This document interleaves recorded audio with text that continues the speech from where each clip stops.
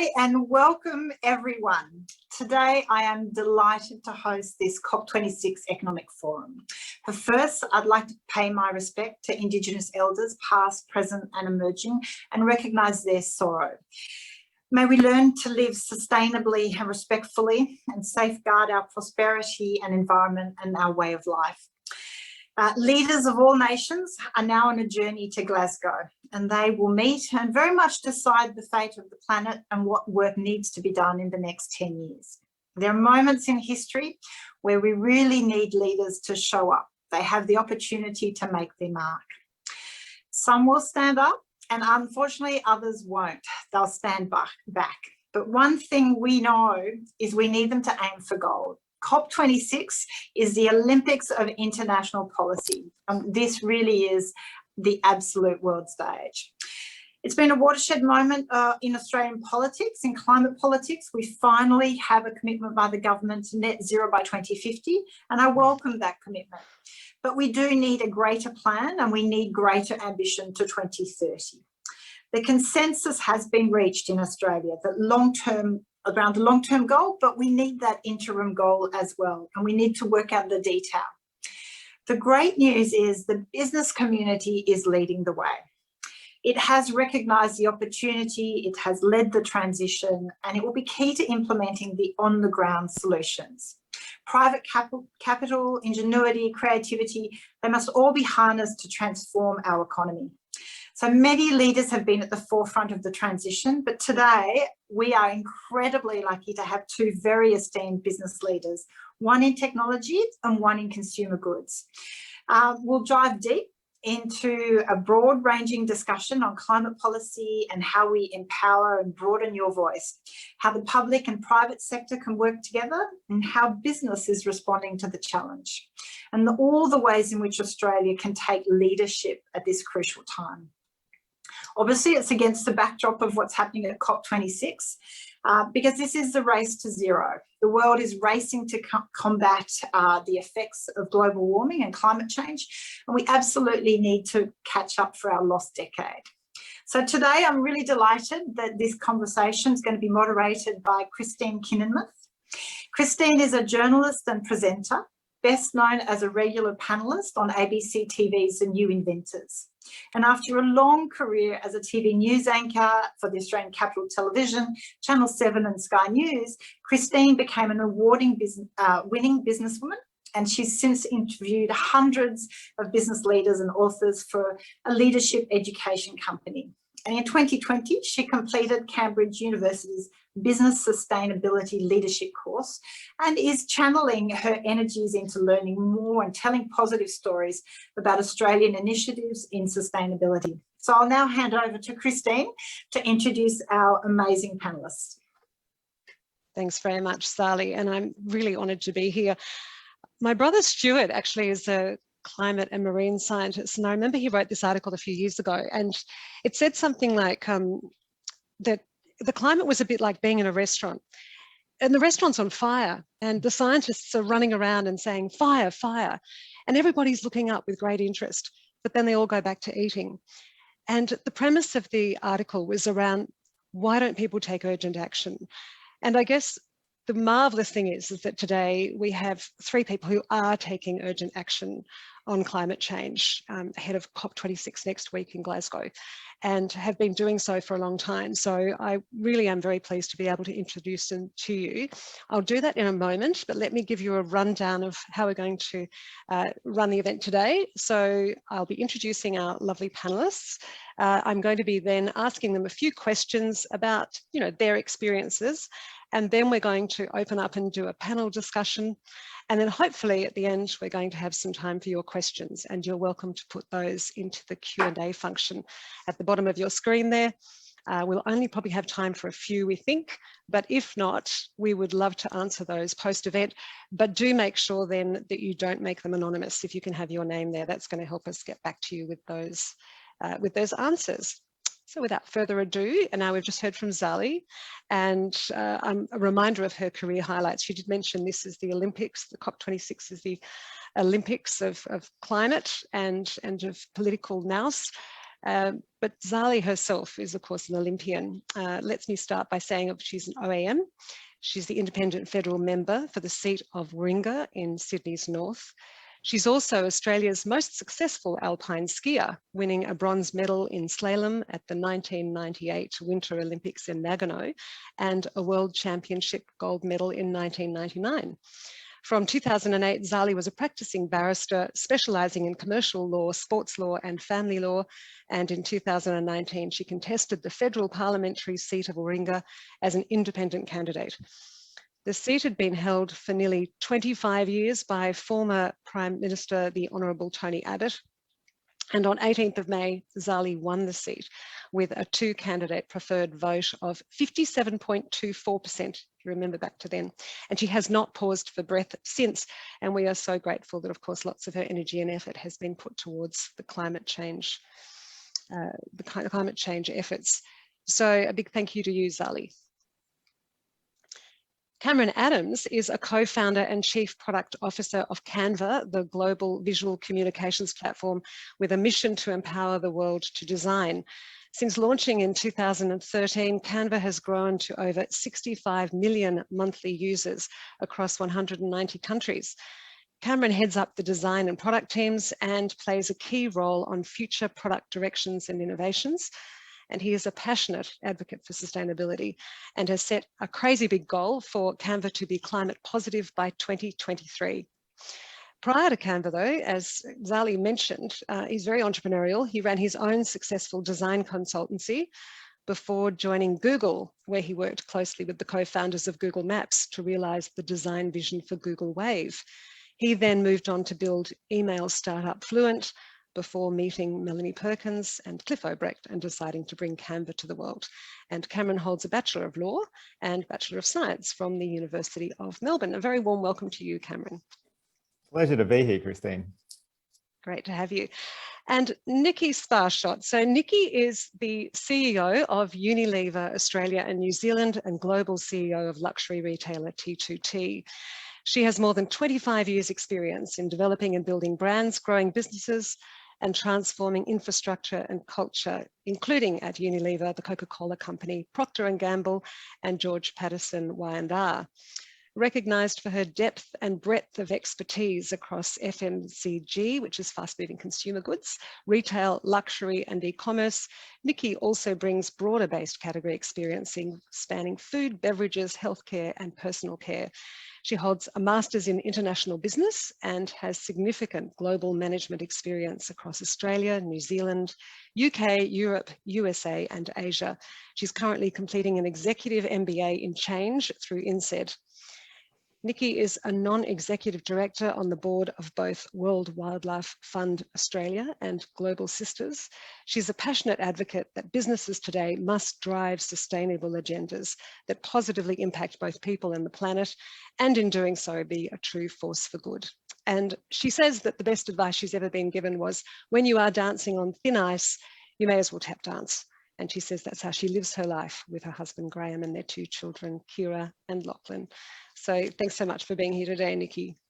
Thank you. I'm so excited to be on this panel. Tap dancing away as you are. So Indeed. Love it. Love that. Terrific. Cameron, we're going to start with you. Particularly given that Canva is the first Australian company to sign up to tech giant Amazon's climate pledge. So tell us a bit about the climate pledge and why you decided to take this extraordinary step and how you're going to get there. Yeah, we were really excited to be able to sign up to the Climate Pledge, and we honestly didn't know that we'd be the first Australian company to do so, but it was exciting to be the first one this year to do that. We really admired the goal that the participants in the Climate Pledge had put together. So it was originally started by Amazon and a couple of their partners, and I think they've now signed up close to 200 companies that have committed to it. And they've actually put a commitment in saying that by 2040, they want to be net zero. So each organization within the Climate Pledge has committed to that. And that's actually 10 years ahead of the Paris Climate Agreement. And it's a statement from all of us saying that we can do this as private businesses or public businesses, but still non-government organizations, we're willing to take the steps to make this happen, and we think that we can have an impact by doing this. And by banding together, putting together this bold goal and inspiring other people to do it, we think we can generate the change that needs to happen across private industry to actually hit these net zero targets. And in the process, hopefully inspire both individuals and governments to commit to the same thing as well. I'm going to ask you a little bit about innovations in a moment, but can you just give us a little bit of an idea about some of the things you're doing to get there, to that goal? Yes, I mean, the very first step, which it actually is outlined on the Climate Pledge website, is actually measuring these things. So understanding what your organizational footprint is, particularly as regards to carbon emissions, and starting to measure that year by year and putting out reports on it. So we've taken those steps to audit the company, understand where all our emissions are coming from, the different streams they come through. So they might be things like our electricity usage, transport logistics, the flights that our staff take, all those sorts of things. And through that audit, you get a fantastic picture of the areas that you need to start targeting first. And we've kind of looked at those really big areas. For us, electricity usage is, one of the biggest areas where our emissions are coming from. So we've really targeted that, and we've put in some goals, kind of milestones along the way that we want to hit in order to reduce our emissions. Our very first milestone that we put in place was moving all our offices across to true renewable energy. We actually shifted our Sydney office across to 100% renewable energy in 2020. And we've been shifting our global offices across as well. And we hope that by the end of next year, we'll have in place all the agreements for our 5 or 6 offices around the world, such that they're all operating on 100% renewable energy. We also set ourselves a milestone of being carbon neutral. And again, our Sydney office hit carbon neutrality earlier this year. And we're on track for that to happen across our global offices as well. Looking further afield, 5-10 years down the road, we have a really crazy big goal of actually achieving true zero, which is reducing our emissions to zero, not just necessarily through offsets and other stuff. And that's the kind of uber goal that we're working towards. And that kind of frames a lot of our thinking. We use this framework that quite a few people would be aware of, but there's like this pyramid where you start with offsets, then you move to replacements, and then you reduce your emissions, and then you avoid them entirely. And it's kind of this pyramid that you proceed up. Offsets is obviously the first place you can start, and it's an easy one that you can throw some money at, but really reducing, replacing, and avoiding your emissions is where you want to get to. And the way that we've set out our milestones over the next few years reflects that. Wonderful, thank you. And Nikki, this would be music to your ears at Unilever, because you're a principal partner in COP26. This is exactly the kind of action you want everyone to take there.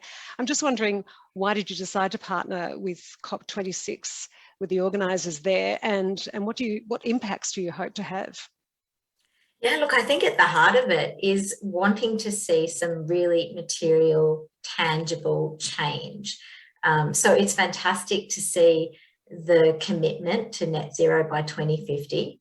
That's good progress, but we would love to see the ambition set much higher and underpinned by a really clear roadmap to get there. And as Cameron says, you get what you measure. So having clarity around those short-term, medium-term, and then longer-term goals that enable us to feel like that progress is being made and to really hold ourselves to account. And the reality is, when it isn't just a competitive advantage for one organisation or even a single industry, but it becomes a new benchmark for industry, for governments, for society, then we're really lifting the floor and raising the ceiling on this space. So, I think COP26 is a particularly unique and important one, because we've seen so much volatility in the impacts of extreme weather conditions across the globe, the impact that it has on being able to secure raw materials, to ship raw materials, to get products to people and communities when they need it. And we now have to step up and actually put action behind intent. And so, yeah, super exciting to see the companies and the leaders that are really making progress in this space. And it would be great to have this be the way forward for everybody. Indeed, and of course that brings me to you, Zali, and your climate change bill. You have wanted to introduce this bill, and you have introduced it, and you want it to lock in net zero into law. And you've had all this support from business and industries and investors. And it's through this new business-led campaign, which is fantastic, Pass the Bill, Not the Buck, which I think is just so catchy, and it's a fantastic slogan to be using. I'm just wondering what you think business and politicians can do together to work towards some change.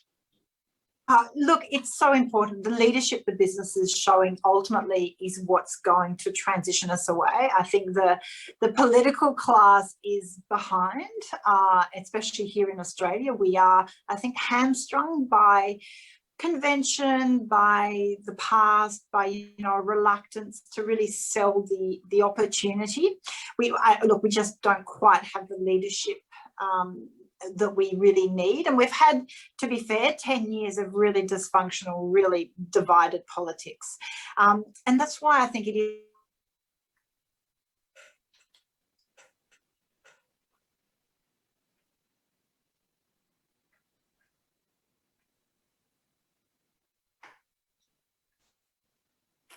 I'm just wondering, have we just lost Zali there? Oh, we've got you back, Zali. We just lost you there for a moment. I'm afraid you froze there.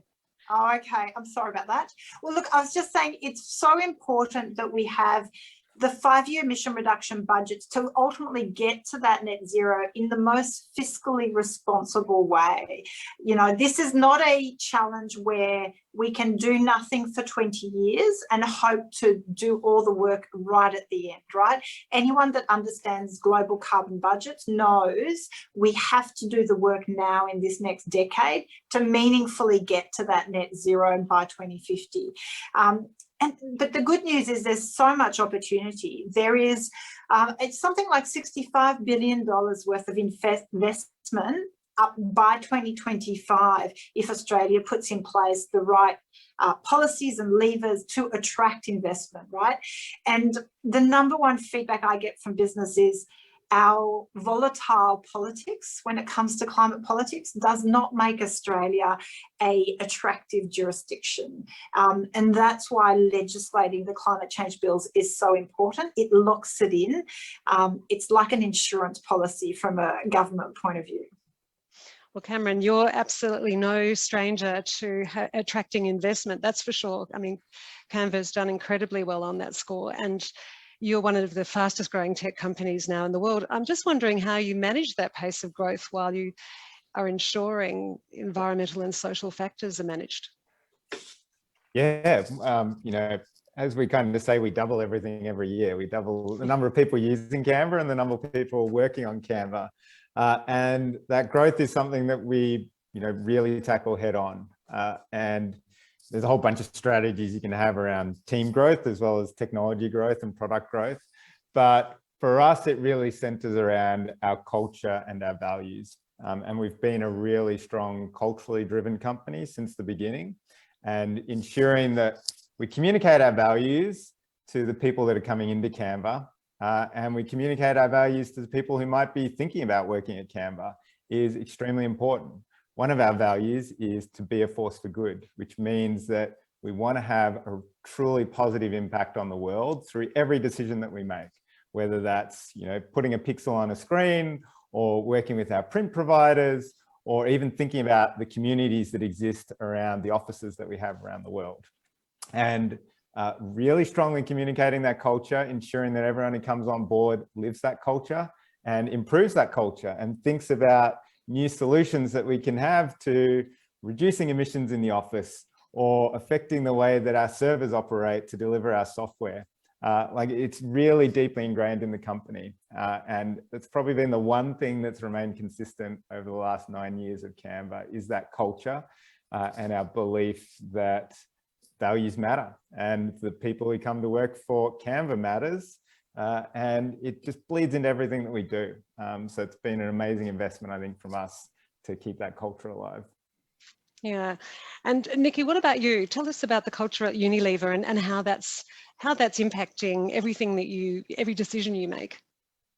Yeah, so look, globally, we have a vision to make sustainable living commonplace. You know, around the world, we reach 2.5 billion people every single day with the products and the different brands that we have across our home care, personal care, beauty, ice cream, tea businesses. So we have an opportunity to actually create quite big ripple effects with very, very small actions. And what we're finding actually, it may have been a case where the impact of COVID would have suppressed people's interest in climate action or social inequality. But actually, if anything, I think it's shown how critically important these issues are. They are also big, wicked problems that we need to come together to solve for. And they're hugely intertwined. So what we find at Unilever is a couple of things at play. The first thing is that our team members want to be part of a business that every single day is thinking about how can this be good for business, and simultaneously, how can this be good for society? And when I talk about society, I'm saying, how do you create a business model that allows you to have a regenerative impact on the planet, as well as contributing to a fairer and more socially inclusive world? And in doing those two things well, we will for sure see profitable growth, which is a business we want to see. So is it good for business? Is it good for society? And we attract people that want to do that. And we attract other companies, other partners who want to be part of our journey. And then we see that consumers, I hate that word, but the people that we serve, the people every day that are buying our products, are demanding it more than ever before. They want to know that they're choosing brands that have taken into consideration sustainable sourcing, efficient methods of manufacturing, have taken real care and consideration in the way their products are made. And so we put a lot of energy and effort in making transparent what we do and what we still have to do, because we haven't got it all perfectly buttoned down. It's as important to sort of have a vision and a roadmap to get there, and better done than perfect on some of this stuff. And we've certainly found we can't do it alone. We need an ecosystem, a coalition of the willing and able in government, in NGOs, in the community, in media, to help us kind of create the impact that we want to make. And talking of the impact you want to make, what about the impact that climate change events are having on you and Unilever's efforts, given that business is at the front of climate change? Yeah, I mean, like I can talk quite personally, actually, coming into this role.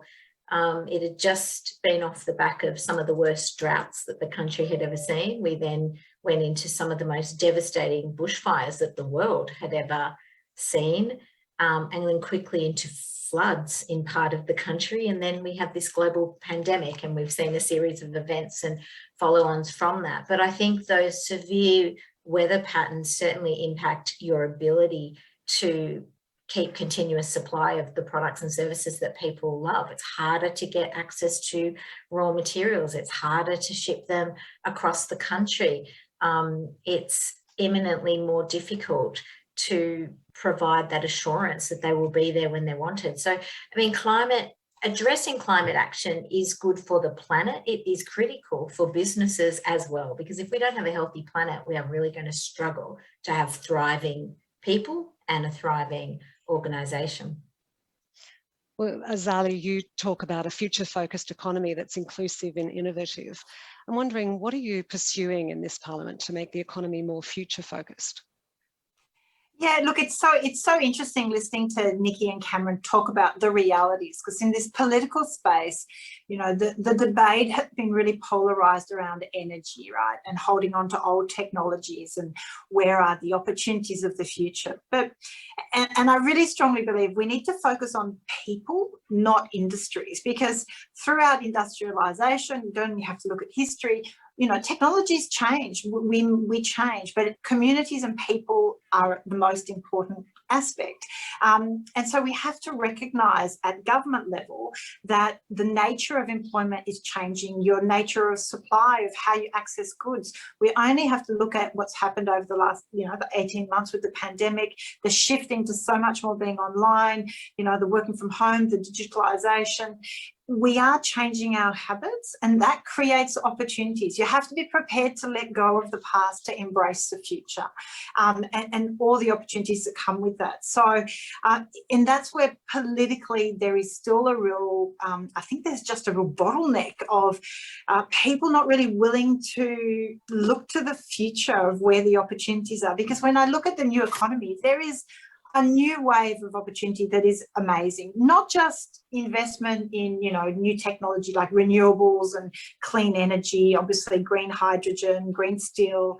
Anyone following politics will listen. There's a lot of talk around our manufacturing capacity and green steel and all of that. But it's actually, thinking about how can we tread lightly, like Nikki says, how do we actually do business better, more efficiently, so we have better quality of life, less impact on the planet? And we have to keep looking for that. Maybe it's my past as an Olympic athlete where, it wasn't good enough to win the race yesterday. You had to keep winning the race today and the next day. So you have to keep looking for the winning edge. What is the next thing that is going to keep you competitive and make you win the day?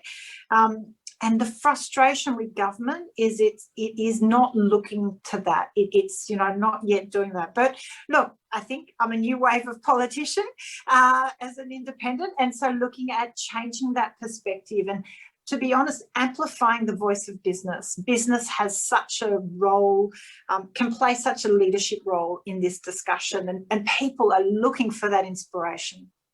You said new wave of politician, and of course new wave of business too, in Canva and Unilever as well, making those efforts. And Cameron, with a commitment to make the world a better place, what innovative opportunities are you scoping out for Canva, and what projects do you think is going to provide for climate action?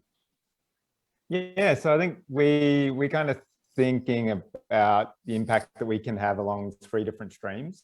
So the first stream is how we can internally reduce our emissions. So like, what's the cost of operating 2,000 people around the world and supplying them with desks and computers and helping them do the work that they need to do to bring Canva to the world.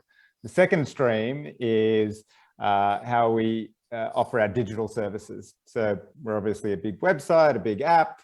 We distribute software, and that incurs a lot of operational emissions through servers, through all the stuff that goes into the digital world.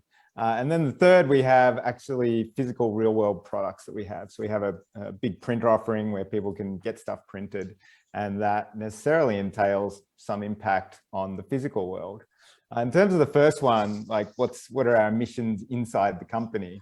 We're tackling that through, as I mentioned, electricity agreements, and we're even adapting that over the last 18 months. So we actually put in place our first agreement there for energy supply to our office, but obviously no one's been in the office for the last 18 months or so.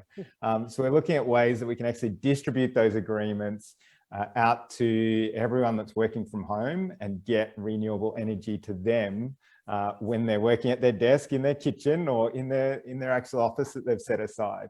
We've also looked a lot at the processes that we employ to run our internal services. So we actually have an amazing kitchen team who provide breakfast and lunch for everyone when they do make it into the office.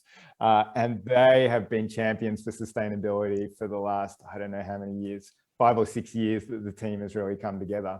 And they've been leading the charge and rethinking their processes, rethinking where our food comes from, how far it has to travel, what's the carbon footprint of a carrot that lands on a chopping board, and yeah, all the different products that we use around the office, and reducing our footprint in that way. On the digital side of things, that's actually probably one of the areas where our emissions is the largest, because we are serving so many people around the world. As you said, like 65 million people every month. And how we deliver that to them has a big impact on our footprint. And we've been very fortunate to work with AWS, who's our infrastructure provider. And they've been able to push forward their goals to net zero by working with us and finding new ways for them to power their services through renewable energy. So they've actually shifted their goals because we put in the request, and we're actively working with them to move their infrastructure towards more renewable sources. And then in the third area, so thinking about stuff like our print operations, we have to like print stuff, we have to ship it out to people, and there's a whole bunch of other emissions that are incurred through that. And we're thinking through all the ways that we can reduce energy inputs, reduce transportation costs, and thinking about electrifying and decarbonizing transportation fleets. And it even flows through into things like our Print One, Plant One campaign, where actually, whenever you do a print order on Canva, we actually go out and plant a tree. So we've actually had over 3,300,000 trees planted this year through that program. And it gives us a really unique way of impacting really crucial places in the world. So it's not just going into your backyard and planting a tree. It's looking in places like Kenya, Mozambique, the Philippines, Tanzania. And we're focusing on places where we can rejuvenate vulnerable ecosystems. And this contributes not only to climate action, but also ecological outcomes and social benefits to the local communities that are working with these programs. So it's like, as you said, there's so many opportunities as all of this stuff is changing and transitioning for new ways to think about it and to come up with better solutions, be that better business and end up in a better place than you were before you even started thinking about these things. Yeah, and I like the way that you chunked it down as well. And I wonder how many employers are thinking about encouraging their staff who are working in a hybrid or remote fashion to think about renewable electricity. So congratulations on that effort. I think that's an interesting one that could be taken a lot further by a lot of companies now that we're moving to that new model. Before we go to the panel discussion, Zali, I'd love you to wrap up, because as we know, the government is bringing the net zero by 2050 commitment to COP. And I'm just wondering if you think that's enough for our international partners. And I want to ask you, what would you bring to COP if you were leading the Australian delegation? Look, I welcome the commitment to net zero by 2050. We've been arguing for that and pushing for that commitment for I've been in Parliament for nearly 3 years. But realistically, we had already signed on to that when we signed on to the Paris Agreement. So it gets a little bit lost in the political debate, but the Paris Agreement is a commitment by all signatory nations to do all things necessary to bring their best efforts to keep global warming under 2 degrees and as close to 1.5 as possible. And now the science is telling us we have already locked in 1.5, right? And in fact, it was only a couple of days ago that the UN emissions gap report was released. And on current pledges, we're still on track for 2.7 degrees of warming. And that is catastrophic, right? That will impact our food supply lines, our way of life, every aspect will be impacted. So that's not good enough, right? So that means all the pledges that are on the table need to be dramatically increased. The science is pretty categoric that by 2030, so this next decade, we need to be reducing emissions between 50 and 60%. So at the moment, Scott Morrison, the Prime Minister for Australia anyway, is not taking any ambition to increase our interim targets to COP26. And that's really disappointing. And I hope everyone watching will put more pressure on their local representatives and publicly about that. Good news, politically, the US are going with an ambition of 52% reductions by 2030. The EU, the European Union, is at 57%, and the UK are at 68%. So there is a range of ambition at the table for COP26. And I really hope our allies come together. That ambition really translates into real tangible actions. I mean, listening to Cameron and Nikki, right? Cameron has a really clear pathway for Canva, how it is achieving its goal. And I think that is so important because, there's a lot of smoke and mirrors in politics, and this question of, but we can set the goal, but how do we do it and how do we break it down? He has just enunciated exactly how you do it. You break it down, you measure it, you know, you offset, then you replace and you change and gradually change your practices. It's not that hard, but you do have to have the willpower to do it. So I hope COP26 results in that kind of ambition. Look, if I was going, I would be taking with, I push for a 60% emissions reduction by 2030. I strongly believe we have the capacity to do it. I believe in ambition. Look, you don't come from the northern beaches of Sydney and hope to be world skiing champion without ambition. So, you know, for me, it's all about, if you set your sights on a big goal, you can achieve it by working towards it. But, you know, technology can't get there on its own. It needs targets and policies to drive investment and drive uptake. You know, look, I get so much positive energy listening to Nikki and Cameron for what they're doing. We now need to translate that in government policies. It's a very good point you make, and I want to move now to the panel discussion. But before I do, we're getting some great questions coming through, and we will get to those. But can I just remind everybody to put questions you have in the Q&A. I've just been asked by the people behind the scenes that would be really helpful if you could do that rather than in the chat. So thank you for that. Let's go now to a bit of a panel discussion, and I want to start off with that. We touched a bit before on culture, and you were then talking, Zali, about sort of lack of political will. And I'm wondering about the culture in Parliament, the culture among our politicians, and whether each of you could give us a bit of an idea about what lessons or messages could you give the Australian government about having a positive culture around climate change?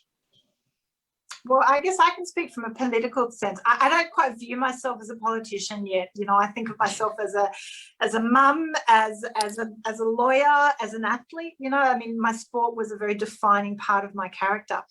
But key to all of that was always never limiting your ambition, you know, being prepared to set a big goal and then work towards achieving it. I strongly believe you only ever regret the decisions that you're too afraid to take. So it's really important. So that culture in Canberra, I think, is still a very a negative and a defensive one, right? There isn't much appetite for risk. There isn't appetite for ambition, for leadership. It's more about what's the least I can get away with without making a target of myself. I feel like that's very the environment in Canberra. There's not much inspiration, you know, and I think we are crying out for a new generation of politicians and business leaders to have a more optimistic and more ambitious look on the future. Nikki, what about you? Yeah, I would echo that. Like, I grew up with a mother that used to say to me, you know, you aim for the stars, you might get the moon. And so this notion of ambition, I would also echo. The other thing that I would say here is sometimes we fear what we don't know. And so this desire to want to have everything perfectly buttoned down before we make that commitment seems to be part of the challenge. So I think transparency is quite important. Be really clear about a roadmap that helps you get there, where you have absolute clarity of what needs to be done, where you need help, and be clear for that help, because that, combined with some fantastic policy frameworks that help us in this area. So whether it's things like carbon pricing or, you know, incentives to increase renewable energy, or whether it's around disincentives for fossil fuel, etc., you'll find quite quickly people rally around to help you realise that ambition, particularly when there's so much energy around it. And look, the last thing I would say is sometimes we talk a lot about the hard targets, but actually it's the software, the soft stuff that is actually going to get this done. And so if there were 3 values that I would call out that I see live and kicking in Unilever, and it's helped us to deliver what we've already delivered, by way of sort of 100% renewable electricity in our operations, reducing virgin plastics and moving to post-consumer recycled, whether it's decarbonisation of our factories, reduction in water, all of this has come from 3 values. 1, courage. 2, curiosity. Like, seek to learn. You don't need to have all of the answers, but be prepared to be open to where they sit. And the last one is ownership. Holding ourselves and each other accountable to doing what we say we're going to do. Because when we do that, we will deliver this huge, big, hairy, audacious ambition that we need to. Love that idea of the learning and the growth mindset, which I think is a really good point you make, Nikki. And Cameron, what would you like to add? I'm not sure there's much I can add to Zali and Nikki. They've said it really perfectly. I would echo the real value in just setting a crazy big goal though. And that's what we do every day. And since the beginning of Canva is just set these crazy big goals where you don't know every single step that you're going to take along the way, because you are going to learn, you are going to adapt, you're going to pivot, things are going to change, circumstances are going to change. But you need that North Star to go to. You need that vision that you're heading towards that is going to keep you grounded and heading in the right direction. And everything else kind of works its way, finds a way to work out. I think for us, we never, just saying, oh, we'll figure out some technology and figure out the use for it has never been the path forward. It's always been, how can you use technology to actually achieve something that you've said you're going to achieve? And to me, that's what the goal around net zero or around 2030 targets is. It's about planting that flag in the sand and saying, okay, let's now figure out how we're going to get there. And that's what we need to do. And you were also saying, before we came on, you were saying about how from the very beginning, you had this culture of being a force for good. Yeah, it was something that we hadn't quite put into words, but it was from day one, it was how we wanted to operate the company.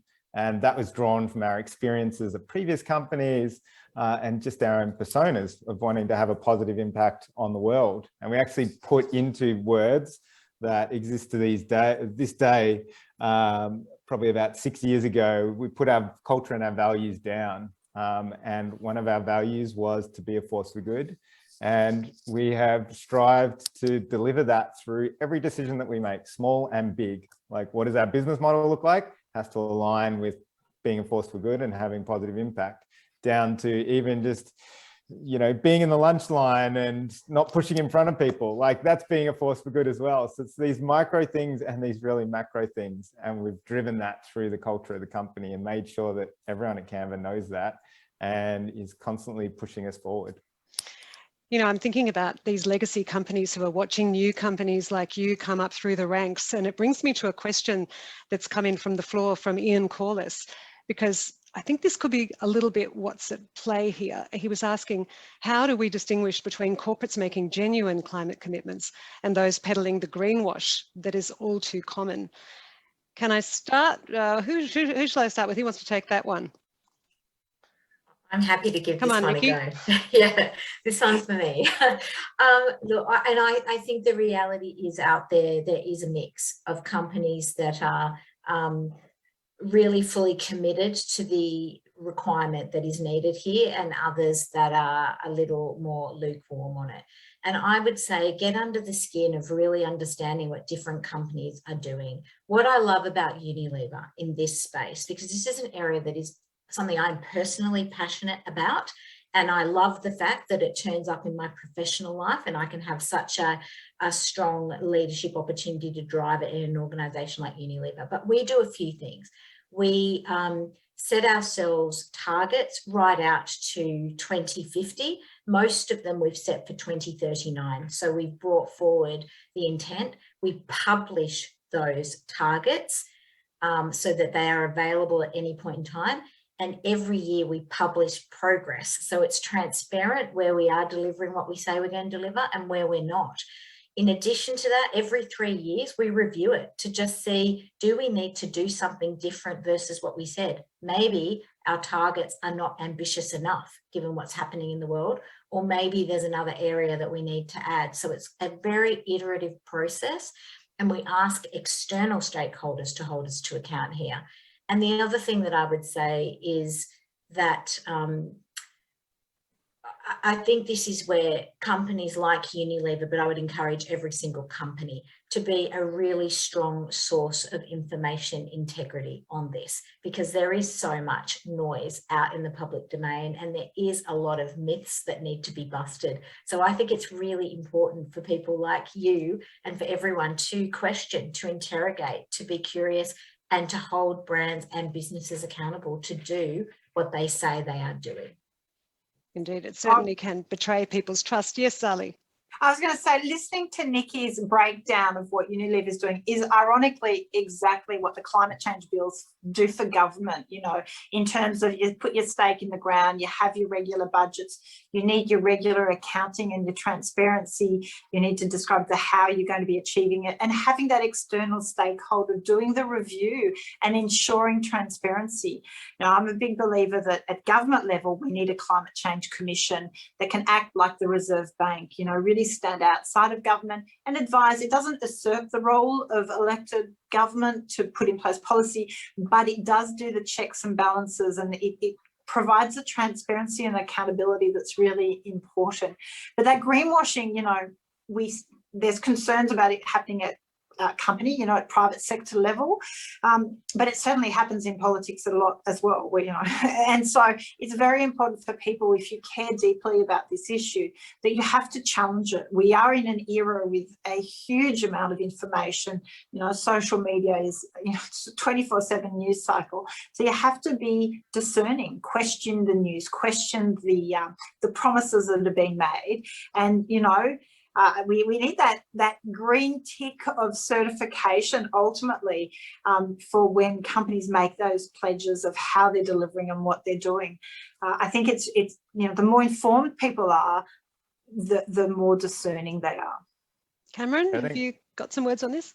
Well, yeah, I was going to say that, like, having conversations like these is hugely important, because I'll be the first to admit that we don't know everything. We don't know the exact path we're going to hit to get to net zero, and we're learning along the way. And having conversations like this with people like Nikki running their own businesses and trying to figure out how they're going to hit their targets is extremely valuable. And the more conversations we have, the better knowledge base people are going to have, the better questions they're going to know to ask companies to figure out whether they are greenwashing.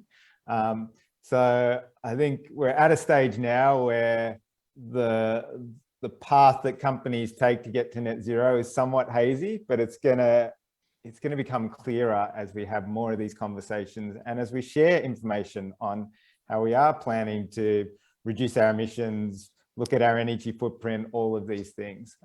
So I'm really optimistic that as more companies get involved and we start sharing strategies and knowledge, that it becomes clearer exactly what everyone has to do to actually, like, get to their 2030 or 2040 or 2050 goals. I guess it's a bit like Brené Brown, you know, who says that we have to be more vulnerable. And this is really what it takes. Nikki's point about learning, you know, and being vulnerable, you know, it's really important. People don't have to have all the answers. They can admit, rather than greenwashing, they can admit and say, we're trying, we're not there yet. So yeah. I actually think, yeah. Nikki's point about transparency is fantastic as well. And I think we do a really good job of communicating internally how we're tracking towards our goals. And we've put out a few blog posts, but we're certainly not transparent enough in how we're tracking to people out there and outside of Canva. So that's something that I want to improve. And what do you think are the benefits of taking a leadership position on climate change? Cameron, why don't we continue with you? What about that question? You know, what impact does it have on the employees and stakeholders? Yeah, I think shareholders? You see it both internally and externally. So I mean, we've been attracting some of the brightest minds to Canva for a while, and everyone is really concerned about these social issues and particularly about climate action. So it's important that we uphold our bargain with them to shift these issues and actually make tangible steps towards improving them. Because if they don't see us making these steps, then they're not going to believe in the rest of Canva. They're not going to believe in the product that we're building, in every other promise that we make them. So it's really important for us to take action on this. And people will go to other companies if they're feeling like their values and the stuff that's important to them aren't being represented by their employer. They're going to go find someone who really does. And it's similar for customers. Our customers are used to Canva being a force for good and representing them in a way that makes them feel comfortable that they're putting their money towards someone who's actually doing good. And if we don't uphold that end of the bargain, they're going to go somewhere else and use a different service.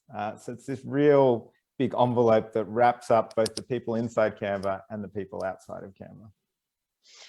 Peter has asked, he understands that New Zealand requires companies to report on their climate actions and wonders if Australia should follow this precedence. And I was thinking, as you were saying there, Cameron, about the shareholders and just how much easier it would be if they could go and find out this publicly available information. What do you think, Nikki?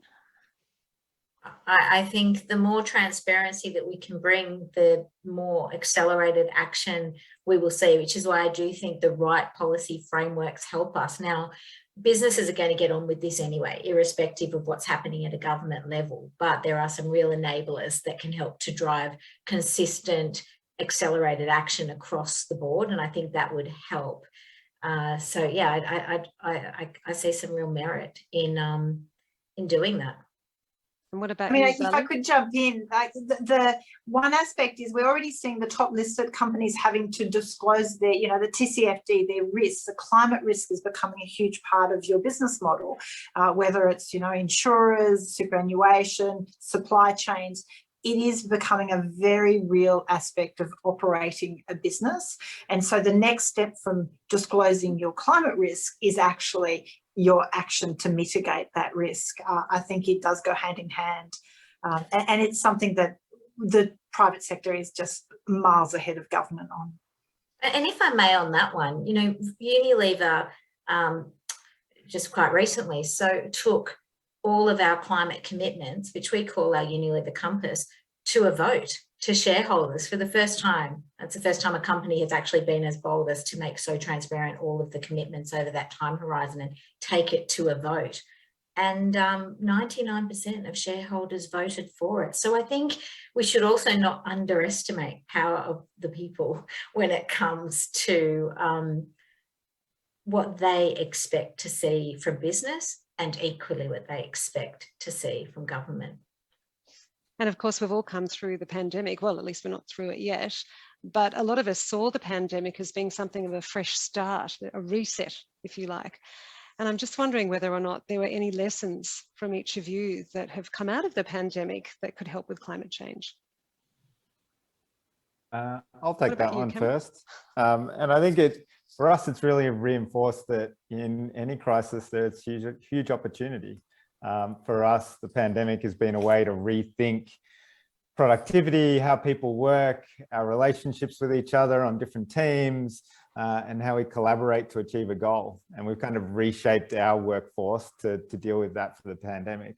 And it's a similar thing with climate change. Like climate change is a big challenge, but it also opens up new opportunities to rethink how your business does things, rethink your relationship, not only with your employees, but also your customers.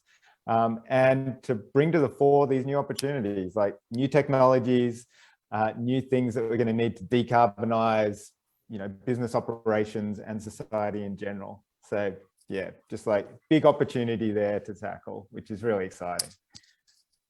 I think one of the most encouraging things for me was seeing how a real bipartisan response to the COVID pandemic allowed Australia to actually make some quite solid progress that not only looked to preserve lives and livelihoods, but also, you know, systematically think around the impact that it was going to have on the economy. So that gives me a lot of confidence that we can absolutely tackle other problems in a similar manner. And the other thing that I learned during that time was you can either think in a resource constrained way, or you can think with resource abundance. And when you think resource abundance, you naturally need to go to an ecosystem of partners beyond your own, because there's plenty of good talent, capability, technology, generosity in sharing out there. And that was something that we had the benefit of in spades. And the last one would be, if you're not reimagining the future, then you are just re-engineering the past. And we have got to stop re-engineering what we've done and now start to pave a way for what we now need. And Nikki, yeah, I was just going to say on COVID aspect is like what Nikki said, every announcement, like what we had in Australia anyway, you know, state premiers and the Prime Minister, when they were announcing very dramatic measures to our civic liberties, right? We were accepting to change the way we work, stay home, wear masks, you know, very big mandates on our way of life, we accepted them because they were backed up by science, right? We had premiers and prime ministers standing up with chief medical officers explaining the evidence, why this was necessary, why this would work, what the risks were and what the benefits of these actions would be. I guess the contrast would be when this week the Prime Minister stood up with, I would argue a pamphlet that we were taking to COP26. The chief scientist was nowhere to be seen. The chief climate scientists or the people, the experts in energy were not there standing next to the Prime Minister to say, he could deliver the bold ambition. And we really should have seen the experts there to say, right, this is the problem we have, global warming, this is where it's on track for, and this is why this solution will work. Come with us on this journey, trust us to deliver this plan, we will address this problem. It's what we did on COVID. People accepted that advice that we needed to, restrict our social distancing, no physical, work from home, all those aspects, because that would restrict the transmission of the virus. We need to do the same when it comes to our footprint and our emissions. Well, I've just looked at the time and I can't believe it's actually just about 2 o'clock. And before we go, first of all, Nikki, we're having a few questions coming into the chat about Unilever's use of plastics. And I just wondered if people could go somewhere perhaps and find out more about that and about your stance on that. Yeah, certainly. Look, if you go to our Unilever website, we've got all of the information around all the work that we're doing here. Look, we believe that there is a role for plastic, but it's not in the environment. We know that we are contributors to the plastic problem globally, which is why we have so much energy and focus on fixing it. And our commitments to reducing the amount of virgin plastic by 50%, using post-consumer recycled plastic, partnering to find solutions is because we want to fix this problem and we can't fix it alone. But yeah, check out unilever.com. You'll be able to get all the information that you need on that. And if it's something specific, you can always reach me on LinkedIn. Thanks very much. And just before we go, someone has asked a wonderful question. I do want to just rush in with this question because I want you to each answer this from Jane McKellar.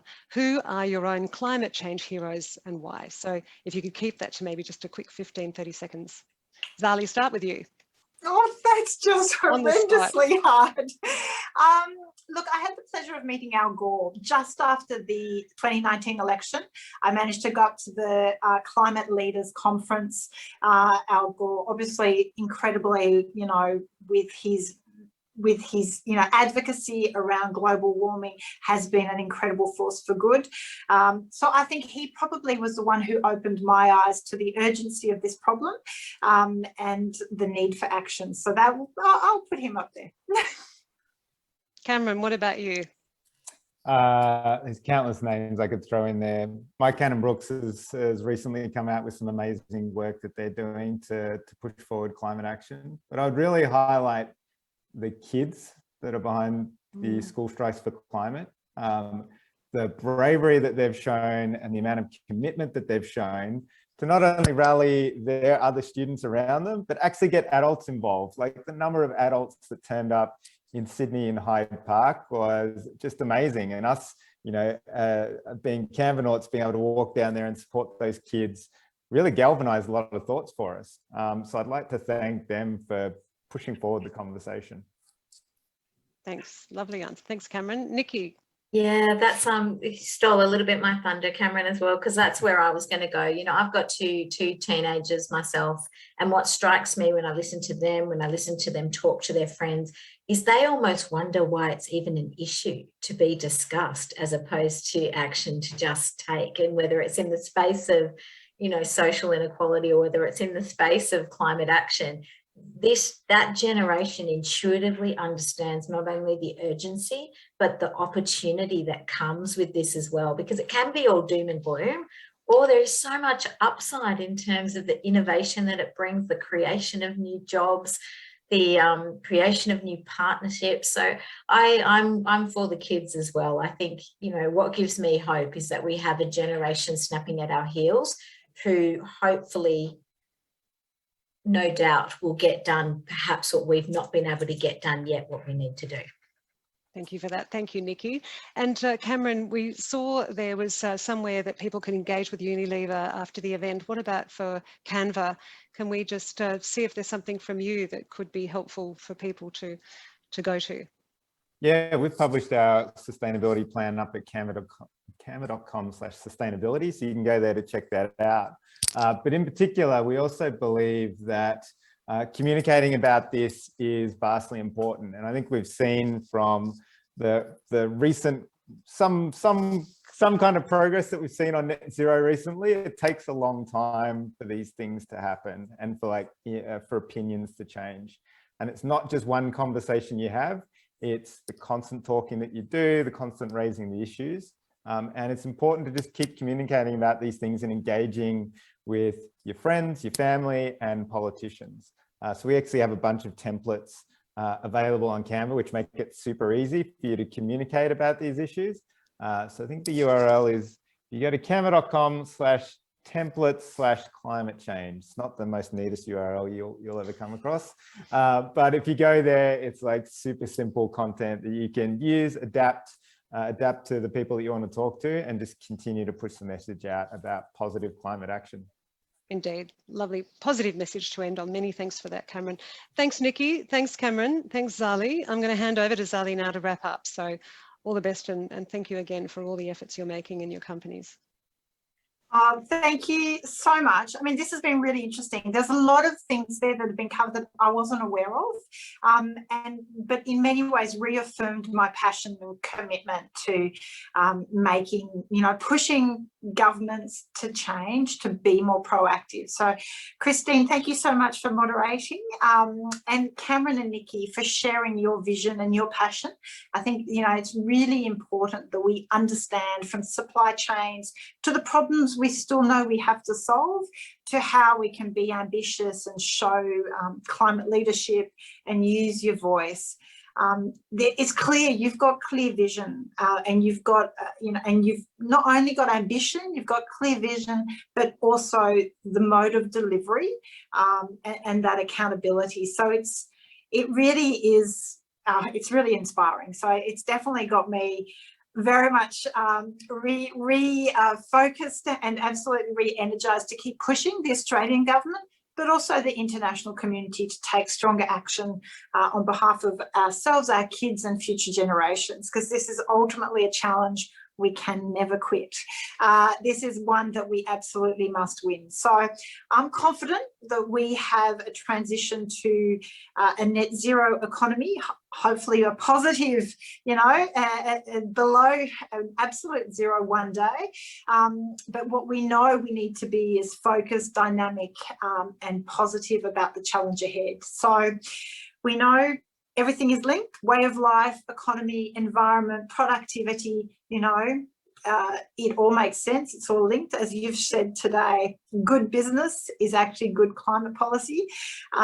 So thank you so much for your insights. For everyone watching, if you have more questions, please let them get in touch. We will put out, we'll send out a copy of today's session, but also some of that information about the links and where you can go and find that information from Nikki for Unilever and Cameron for Canva. So thank you so much, everybody. Keep going. Thanks. Thank you. Thanks for including us, Zali. Thank you. Thanks a lot.